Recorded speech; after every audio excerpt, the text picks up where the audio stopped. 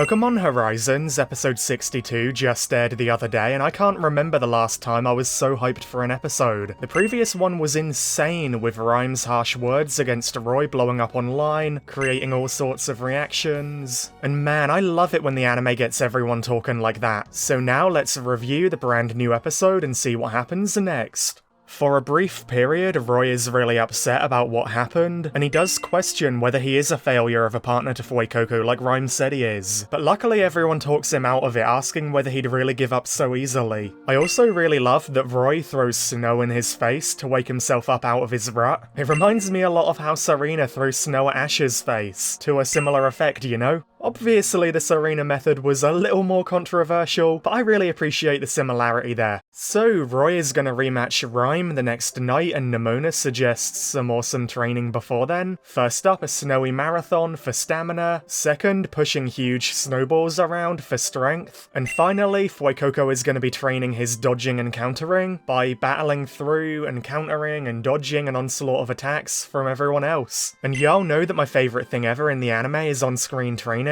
It really makes the power and growth between a trainer and Pokemon feel so much more real and justified, you know? So yeah, this was really great stuff. I really enjoyed it. Roy and Fuecoco were so determined that they were dominating every part of the training, even surpassing Liko and Nemona for a lot of it, dude. That evening, Nemona tells Roy about what she observed during his battle with Ryme, and she tells him that his strategy of singing and then attacking over and over, it's pretty repetitive and predictable, so that's why Ryme could always counter it so easily.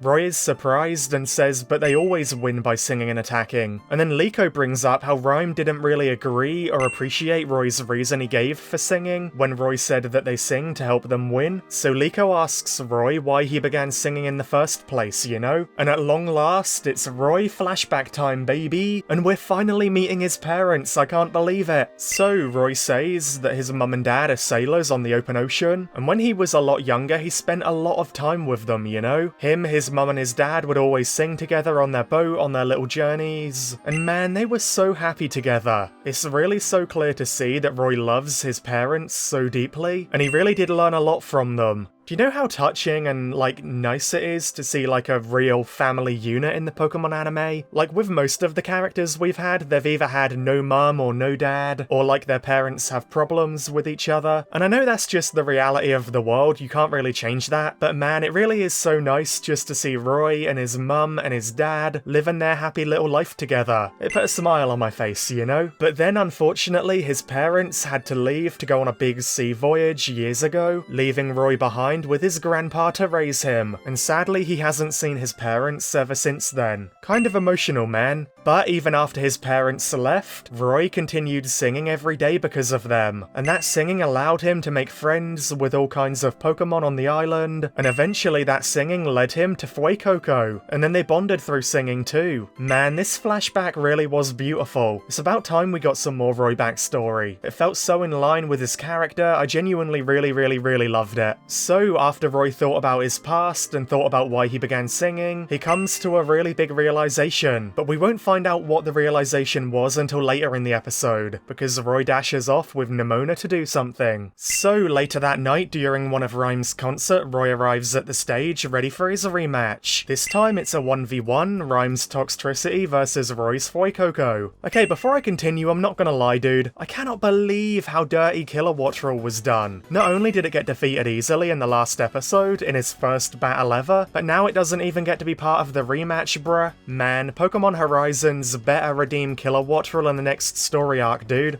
Anyway, the battle begins with Fuecoco dodging all of Toxtricity's attacks, and Fuecoco's speed is definitely boosted from their training. Like, genuinely, he's so fast compared to before. He's zooming around, bouncing off of attacks, dodging everything, and then Fuecoco even begins hitting Toxtricity with different attacks himself. Then, as the battle is getting quicker and quicker and everybody's getting more and more fired up, Roy and Fuecoco suddenly begin singing a totally different song to normal. Like, not the Fuecoco song that they always sing. They're singing a brand new song that they practiced with Nemona before the battle. And dude, I have to say it, if you're very British like me, and very 2000s like me, then you'll really recognize the song to be very similar to the song 5678, sang by a British band called Steps. What a throwback, dude. That song is my entire childhood. Like, seriously, after watching this video, look up 5678 by Steps, okay? You won't regret it. It's such a good song, dude. I promise I'm not sponsored by them. I wish I was, though.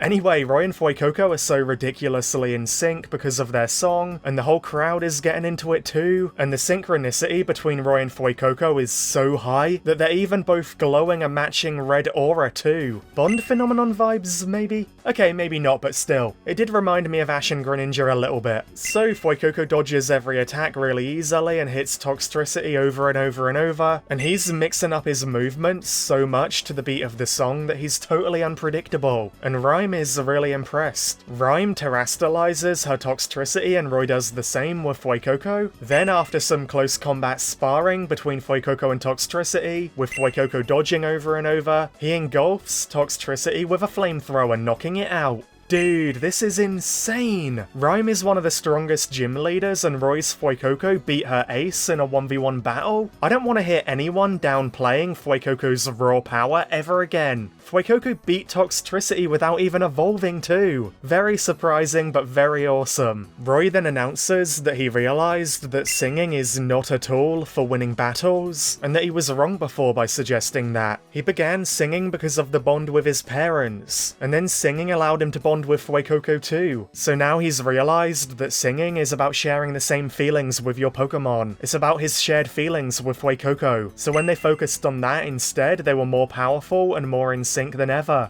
Ryme is really impressed because this is exactly what she wanted from Roy and Fuecoco from the very beginning. And then Ryme says that she feels some really formidable vibes from Fuecoco's future. And I'm guessing that she's hinting at Fuecoco evolving into the ghost-type Skeledirge in the future. So Roy passed his assessment and the episode ends with Grusha watching Liko, teasing their upcoming battle next week. Overall, this episode was absolutely fantastic, dude. It had just about everything I love in Pokemon. Not only an awesome training sequence that made Fuecoco stronger, but also an amazing flashback to Roy and Fuecoco's past and Roy's family, and then also topping it off with a fast-paced, exciting, unique battle. The way that Roy came to the realization of where his and Fuecoco's true strength lies, that felt so right and perfect for them, you know? And knowing how much their singing means to them now more than ever, that makes me appreciate them to a whole new level. Fuecoco has gotta be the strongest of the 3 starter Pokemon now, surely, despite being unevolved. Taking down Ryme's Toxtricity by himself? That's an unbelievable feat, dude. And I'm glad that Fuecoco didn't evolve here. Yeah, I know he's probably gonna evolve in the future, but seeing him have the power to win as just a Fuecoco makes me really happy. I'm a sucker for unevolved Pokemon, man. So let me know what you thought about the episode below, and if you enjoyed my review and want to support me making more videos, then hitting the thumbs up button and the subscribe button would really mean a lot, dude. Be sure to join our Discord server using the link in the description. And on that note, thank you all so much for watching, and best wishes until we meet again!